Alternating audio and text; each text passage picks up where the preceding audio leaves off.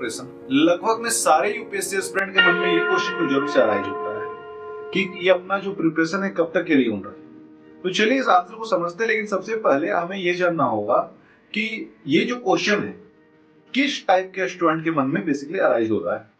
तो ये ज्यादातर वो स्टूडेंट है जिनके ऊपर प्रेशर और जिनका एज उसी रफ्तार में बढ़ते जा रहा है जिस रफ्तार में डॉलर का वैल्यू रुपए के मुकाबले बढ़ रहा है। अगर आप भी इस तरह के स्टूडेंट में हैं तो कमेंट कीजिएगा यस, और अगर नहीं है तो नो लिख के कमेंट कीजिए। तो अब इस सवाल के जवाब को समझते हैं।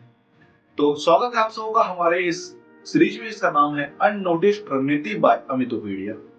तो चलिए समझते हैं इसके आंसर को, लेकिन इसके आंसर को समझना उतना आसान नहीं जितना आसान ये सवाल है। तो यहाँ पर कुछ पॉइंट्स को हमें समझना होगा।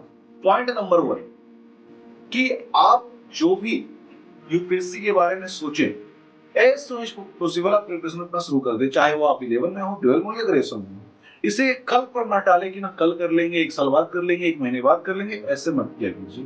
पहली बात। दूसरी बात, यूपीएससी के जर्नी में पीवाईक्यू और सिलेबस बहुत ही अधिक इंपॉर्टेंट है। इसे आप सिंपल भाषा में कुछ ऐसे समझिए, जब आप किसी रेसिपी को बनाना चाहते हैं तो आपको पता होना चाहिए उस वक्त क्या कि उस रेसिपी का इंग्रेडिएंट्स क्या है और कौन सा इंग्रेडिएंट्स कितनी मात्रा में लगेगा और कब कि उसे यूज करना है और कैसे यूज करना है। बिल्कुल वैसे ही यूपीएससी में इसका जो सिलेबस होता है वो इसके इंग्रेडिएंट्स का नाम है, और इसका जो पीवाईक्यू है वो हमें ये बताता है कि वो जो इंग्रेडिएंट्स है यानी वो जो सिलेबस में पेपर है, सब्जेक्ट है, वो कितने डेप्थ तक जाकर के हमें पढ़ना है, यानी उसका मात्रा क्या है। इन दोनों को आप सही तरीके से समझिए, इन दोनों का तालमेल बैठाइए और उस अकॉर्डिंग ही प्रिपरेशन कीजिए, चाहे वो आप सेल्फ स्टडी कर रहे हो, आप कोचिंग के थ्रू कर रहे हो, चाहे ऑनलाइन हो, ऑफलाइन हो, डजंट मैटर। लेकिन एक साल अपने जी जान लगा करके इस सिलेबस और पीवाईक्यू को बैलेंस करते हुए आप अपने प्रिपरेशन को जारी रखिए, जिसे हम लोग बोलेंगे थ्योरी पार्ट। अब आएगा सेकेंड ईयर, जिसको हम लोग बोलेंगे प्रैक्टिकल पार्ट। वहां पर आप क्या करेंगे कि जितना भी आप पढ़े उसके बाद आप पीवाईक्यू उठाइएगा, मॉडल आंसर उठाइएगा, चाहे वो पीटी का हो, चाहे वो सीसेट का हो, चाहे वो जीएस का हो, चाहे वो एसे राइटिंग हो, चाहे वो मेंस राइटिंग हो, चाहे वो आपका ऑप्शनल पेपर हो, सारे के पीवाईक्यू और मॉडल आंसर को रगड़ के प्रैक्टिस कीजिए एक साल। यानी एक साल आपका थ्योरी हो गया जिसमें आप केवल आप पढ़ाई की है, थ्योरी को समझे, क्लास में की है, और जो दूसरा साल है वो प्रैक्टिकल हो गया जिसमें आप आंसर राइटिंग प्रैक्टिस कर रहे हैं, और ये बहुत ही इंपॉर्टेंट है।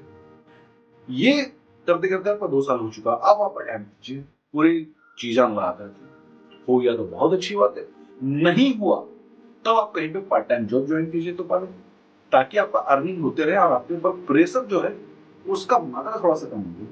और इधर आप अपना प्रिपरेशन कैरी ऑन रखिए, जिसमें आपको करना बेसिकली क्या है, न्यूज़पेपर पढ़ना है और प्रैक्टिस सेट लगाना है, सिर्फ और सिर्फ यही काम करना है थर्ड ईयर में। इस तरीके से आप 3 साल दे दी, अटेम्प्ट दी, हो गया बहुत अच्छी बात है, नहीं हुआ तो 1 साल, बहुत नेक्स्ट 1 साल, यानी ऑन एन एवरेज देखें तो 3 से 4 साल अपने लाइफ का आप यूपीएससी को दीजिए।